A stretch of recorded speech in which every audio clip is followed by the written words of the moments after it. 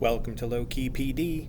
In this video, we're going to explore the Snowman menu in your Google Forms. So the Snowman menu is this little menu up here that looks like a snowman. It's three little dots, one on top of the other.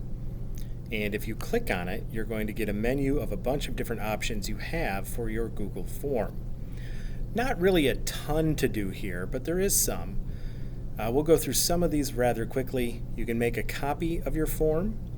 You can move your form to the trash, and just so you understand, moving it to the trash does not permanently delete it. It's basically a trash can, and every so often that trash can is emptied. But if you can get back to it before it's emptied, you can retrieve the form if you want the form back. You can get a pre-filled link, and basically what this means is you can get a web address for the form that already has certain information filled in. I'll talk about that more in a later video. You can print the form, add collaborators to the form.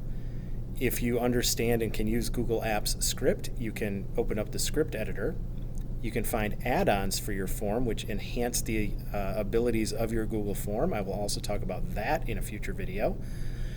And there are keyboard shortcuts that you can use to manipulate your Google Forms, adding questions, things like that.